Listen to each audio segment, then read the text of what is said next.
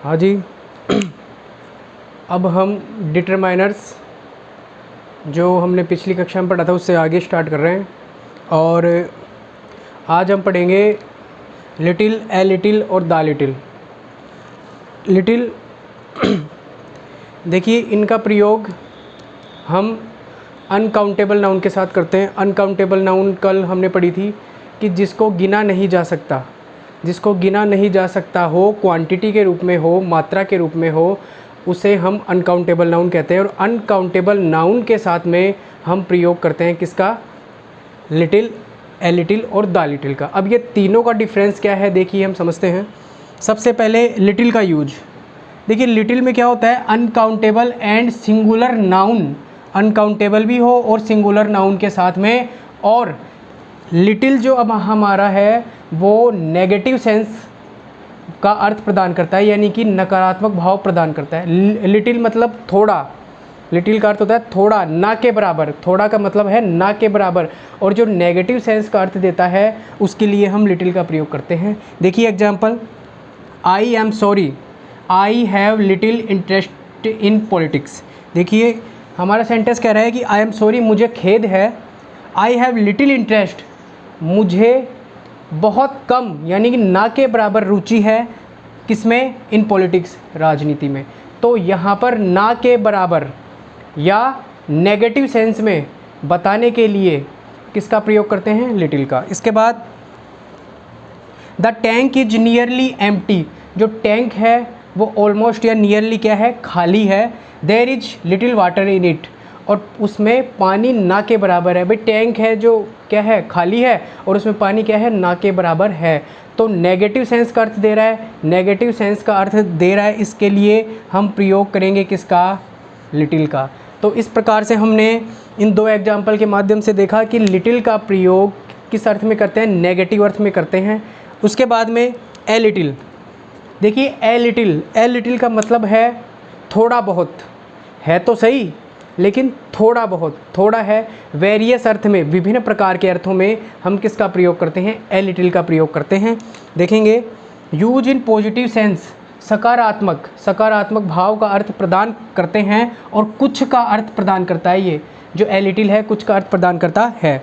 You should pay a little attention on your health, तुम्हें अपनी health पर, तुम्हें अपनी हेल्थ पर एक थोड़ा, थोड़ा बहुत क्या देने की आवश्यकता है? अटेंशन, ध्यान देने की आवश्यकता है। तो इसमें थोड़ा बहुत, ठीक है, नेगेटिव सेंस नहीं, पॉजिटिव सेंस के अर्थ में हम बात करते हैं। नेक्स्ट है ए लिटिल, ए लिटिल, इसमें हम करेंगे knowledge, a little knowledge.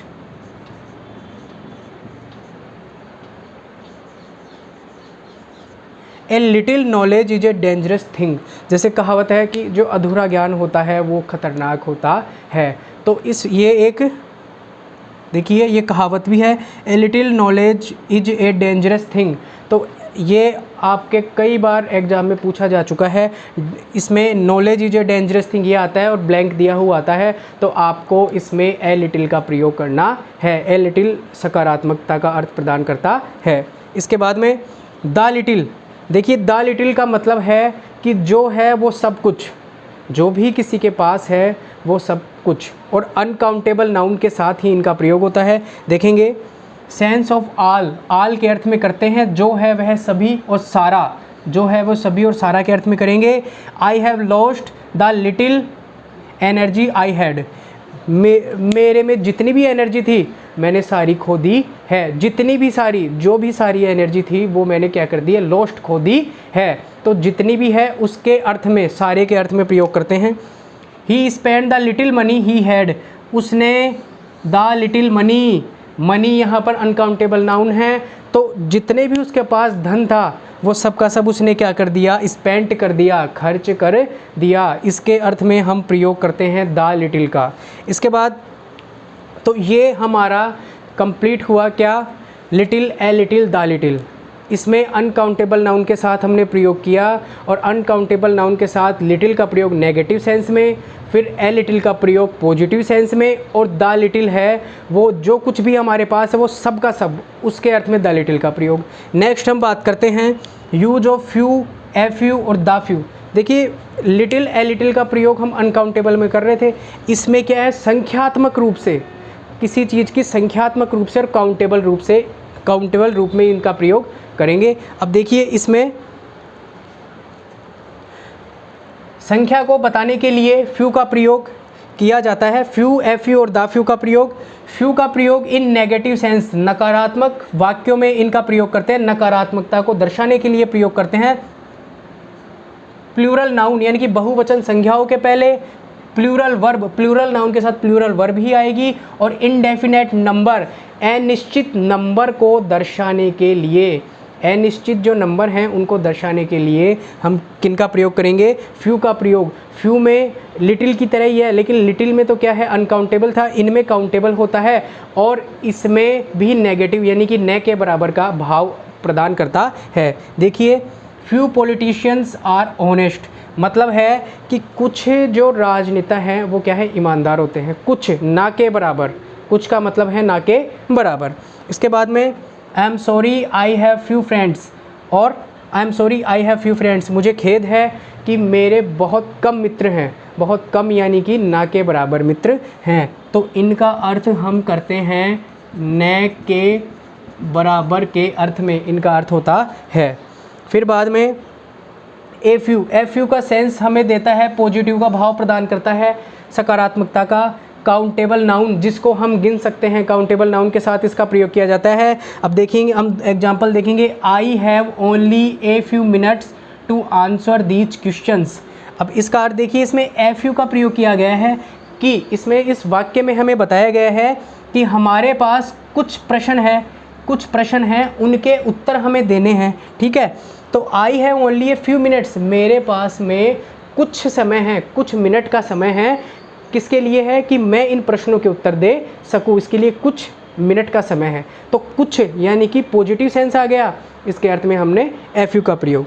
Next है उसके बाद में there were only a few people in the hall at that time, यानी कि हॉल में उस समय ए फ्यू पीपल थे, कुछ लोग जिनकी हम गिनती कर सकते हैं, एक कह सकते हैं कि हाँ वहाँ पर कुछ मात्रा में लोग हैं, कुछ संख्या में लोग हैं, ये हम कह सकते हैं। तो इस संख्या को बताने के लिए कुछ यानी कि सेंस का भाव पॉजिटिव सेंस के लिए हमने प्रयोग किया ए फ्यू का। नेक्स्ट है फिर बाद में देखिए इसमें, हाँ I have a few good books, मेरे पास में कुछ अच्छी पुस्तकें हैं, कुछ यानी कि संख्या में है, मात्रा में है, जिन्हें मैं कह सकता हूँ कुछ अच्छी पुस्तकें हैं। उसके बाद नेक्स्ट है द फ्यू का प्रयोग। द फ्यू का प्रयोग थोड़े बहुत सारे के अर्थ में in positive and negative, positive negative दोनों सेंस में करते हैं। एग्जाम्पल देखिए, Vaibhav has broken the few toys he had, Vaibhav ने सारे खिलौने तोड़ दिए, जितने भी उसके पास थे, जितने भी थे उसके पास में वो सबके सब खिलौने उसने क्या कर दिए, तोड़ दिए। तो इसके अर्थ में हम प्रयोग करेंगे किसका, द फ्यू का, जैसे हमने इसमें प्रयोग किया है किसका, द फ्यू का। उसके बाद में she spent the few rupees which she found in the wallet, उसने सभी जो पैसे उसके पास जो उसने वॉलेट में जो उसे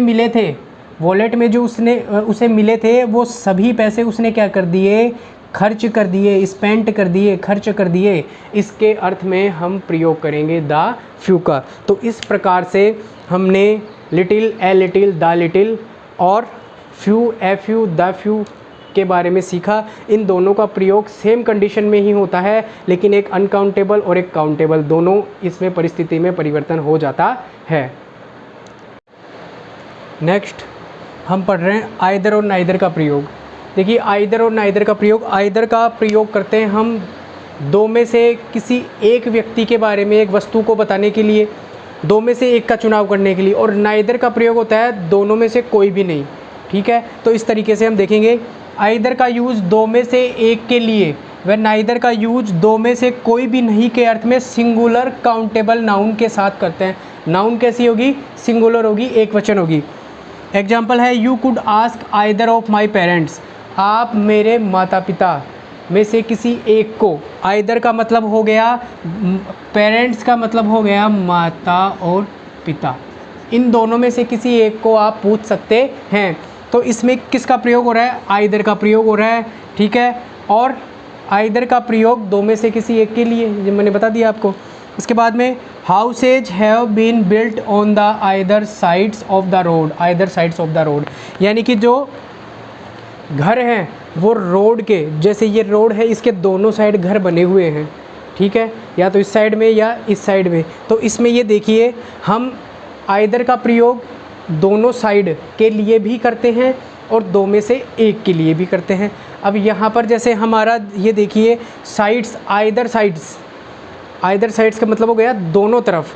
तो कई बार इस प्रकार के एग्जाम्पल आते हैं, उनमें हम दोनों तरफ के यूज में आइदर का प्रयोग करते हैं। नेक्स्ट देखेंगे हम, नाइदर कैप्टन प्लेड वेल, दोनों में से कोई भी जो कप्तान थे उन्होंने अच्छा नहीं खेला, दोनों में कोई भी कप्तान अच्छा नहीं खेले। तो इसके लिए हमने प्रयोग कर दिया किसका? नाइदर का, दो में से कोई भी नहीं के अर्थ में। इसके बाद neither of the boxes was empty, दोनों बॉक्स में से कोई भी बॉक्स खाली नहीं था, यानी कि दोनों ही भरे हुए थे, ठीक है। तो यहाँ पर देखिए हमने neither of the boxes was empty, दोनों के दोनों जो मतलब क्या थे, बॉक्स थे, वो क्या थे? भरे हुए थे। हमने किसका उपयोग किया है इसमें? इसमें देखिए नाइदर ऑफ द, देखिए इसमें नाइदर ऑफ द बॉक्स, एक मिनट, यहाँ पे neither of the box was empty, क्योंकि यहाँ पर हमारे पास में सिंगुलर काउंटेबल नाउन आएगी, neither of the box, box आएगा यहाँ पे, और वॉज, क्योंकि सिंगुलर काउंटेबल नाउन के साथ वर्ब भी कैसी होगी? सिंगुलर। इस प्रकार से इनका उपयोग हो गया। अब इसके बाद में हम पढ़ेंगे ईच और एवरी के बारे में। हम पढ़ेंगे ईच और एवरी। ईच और एवरी भी देखिए इसका अर्थ होता है प्रत्येक, ये भी सिंगुलर काउंटेबल नाउन के साथ में ही उपयोग में आती है, और इसमें काउंटेबल नाउन होना ज़रूरी होता है। देखेंगे singular noun and singular verb each का उपयोग करते हैं समूह के अलग अलग सदस्यों के लिए जब उनकी संख्या निर्धारित या निश्चित हो। वह एवरी का प्रयोग दो से अधिक में से प्रत्येक के लिए, दो से अधिक में से प्रत्येक के लिए करते हैं। Every we use collectively, every का उपयोग या एवरी का यूज हम कलेक्टिवली समूह के रूप में करते हैं, लेकिन जो ईच है, ईच का प्रयोग हम प्रत्येक के लिए करते हैं। जैसे दो लोगों का समूह है, तीन लोगों का, तीन लोगों को प्रत्येक के लिए कहना, लेकिन एवरी में हम क्या करते हैं कि जो एक समूह है कलेक्टिवली, उन कलेक्टिवली पूरे समूह को एक साथ संबोधित करके बोल दिया जाता है। देखिए अब इसमें each car has a number plate, जहाँ पर मतलब कार खड़ी हैं, गाड़ियाँ खड़ी हैं, उनके लिए ये निर्देश है कि जो प्रत्येक कार पर क्या होनी चाहिए? Number plate. जितनी भी गाड़ियाँ हैं, जितनी भी गाड़ियाँ, उन पर क्या होनी चाहिए? नंबर प्लेट होना आवश्यक है। तो देखिए ईच के साथ में कार सिंगुलर नाउन और सिंगुलर वर्ब का प्रयोग किया गया है। उसके बाद Mahesh rushed to meet each visitor, Mahesh प्रत्येक यात्री से मिलने के लिए क्या किया? दौड़ा। तो प्रत्येक यात्री से, जितने भी यात्री से थे उनसे प्रत्येक से एक एक से मिलने के लिए वह दौड़ा। इसके बाद में there were houses on each side of the road. अब ये देखिए ईच साइड में भी ये आ गया कि रोड के प्रत्येक साइड में, रोड की दो ही साइड है, लेफ्ट और राइट, तो प्रत्येक दोनों साइड में क्या है? यहाँ पर क्या है?